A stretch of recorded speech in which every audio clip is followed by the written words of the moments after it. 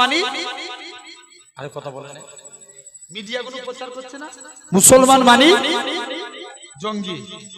কিন্তু বিশ্ব দেখে নিয়েছে। এই কদিন আগে ইরান আর ইসরায়েলের যুদ্ধ হলো, আরে কথা বলে না, ছেলেগুলো হয়েছে না হয়নি? আচ্ছা, ইরান ইসরায়েলকে আগে আঘাত করেছিল না ইসরায়েল ইরানকে আগে আঘাত করেছিল? ইসরায়েল আগে আঘাত করেছিল, সে ব্যাং হয়ে সাপের পিছনে সবল মারতে গেছে পারে। আরে কথা বলে না, জানেন পশ্চিমা দেশগুলোর সুপার পাওয়ার হিসাবে একজনই ক্ষমতা রাখে, সেটা হচ্ছে ইরান। কথা বলে না, আমেরিকা ভেবেছিল আমি দাদাগিরি দেখিয়ে দু চারটে বাম্পার বম ফেলে দিয়ে আমি চুপ করিয়ে দেবো।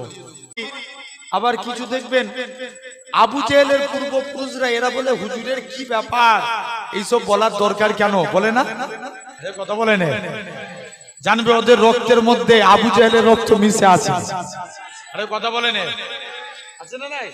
জেনে রেখে দেন, সেদিন নবীর ব্যাপারে যদি কেউ কথা বলতো ওমরের তরবারি আগে উঠে দাঁড়াতো, তাহলে কি ওমর ভুল করেছে? জোর করে বলো না। তাহলে নবী কখনই বলতনি যে আমার পরে যদি কেউ নবী হতে ওমর তুমি নবী হতে। দিকে দিকে লক্ষ্য করে দেখো, ইসলামকে মিটানোর একটা প্রচেষ্টা চালায়। আজকে যেদিকেই তাকাবেন আমার কওমকে লাঞ্ছিত করছে, আমার কওমকে মহাব লিঞ্চিং এর নামে বাইরের রাজ্যে কি ঘটছে দেখেন, আমার কওমকে মহাব লিঞ্চিং এর নামে পিটিয়ে পিটিয়ে মারা হচ্ছে, লাভ জিহাদের নামে এদেরকে পিটিয়ে পিটিয়ে মারা হচ্ছে। আমার ঘরের মেয়েরা বোরখা পরে স্কুল কলেজে গেলে এদেরকে দেখে স্লেজিং ইফটিজিং এর শিকার হতে হয়।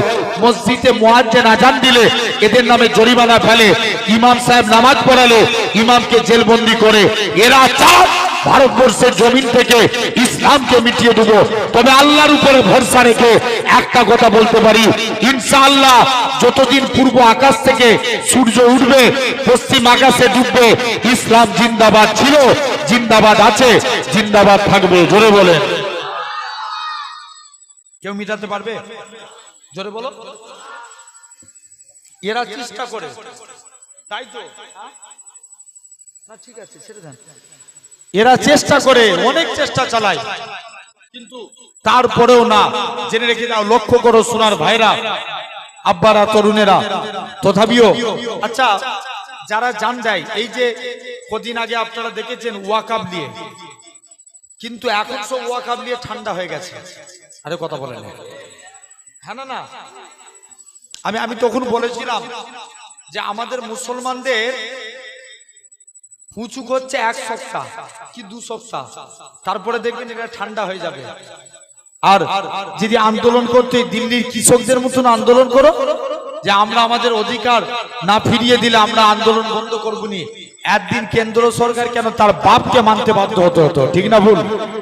কথা বলে না, কিন্তু আমাদের সেই মর্যাদা আছে। আবার এখন কেউ কেউ বলে দেখবেন, শুনছেন আমার কথা, বলে তোমাদের যদি এতই আন্দোলন করার দরকার হয় দিল্লিতে যে আন্দোলন করো।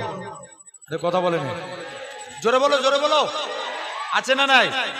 আমি আপনাদের বলে যাচ্ছি, যদি এত বড়, কারণ ওয়াকাফ তো আমাদের সম্পত্তি। আপনাদের এই ফনিসুলে কবরস্থান আছে না? আরে কথা বলে না কেন? আচ্ছা, এখন কবরে মাটি দিতে গেলে কারো পারমিশন নিতে হয়? মরে গেলে তাড়াতাড়ি করে কবর খুলে কবর দিয়ে দেয়। ঠিক না ভুল? মসজিদে যে অনেক মসজিদ আছে না, ধন্য তো এই গ্রামের মানুষ। এই মসজিদে শুনলাম দাদা হুজুর কেবলা এসেছিলেন। ঠিক না ভুল? এই মসজিদে নামাজ পড়বেন, আলহামদুলিল্লাহ।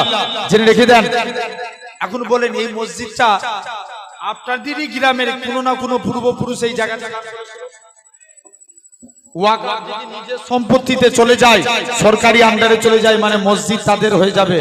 তারা বলবে মসজিদে বছরে 1 লাখ টাকা করে ভাড়া দিতে হবে। জায়গা আপনার, তৈরি করেছেন আপনি, 1 লাখ টাকা ভাড়া দিতে পারবেন? জেনে রেখে দেন, এদের চাল এরকম, এরা চায়। তাহলে জেনে রেখে দেন, আজকে যদি আন্দোলন চলতো, কিছু মানুষ ভয়ে চুপ করে গেছে, কি যদি এমন পর্যন্ত ঘোষণা করেছে এরপরেও যদি আন্দোলন করো আমার থেকে খারাপ কেউ হবে না। কেউ না কেউ বলেছে তো নাকি? জোরে বলো না। জেনে রেখে দেন, একটা কথা আপনাদের শিখিয়ে যাচ্ছি, তারা যখন ভোট চাইতে আসবে বলবে ভাই দিল্লিতে যে ভোট নিতে যাও। আরে কথা বলে নে, ভুল বললাম? আছে না? একদম ডাইরেক্ট দিল্লি পাঠিয়ে দিবে। আমাদের কাছে ভোট চাইতে এসছো কেন? আরে কথা বলেন। আরে ঠিক বলছি না ভুল বলছি ভাই?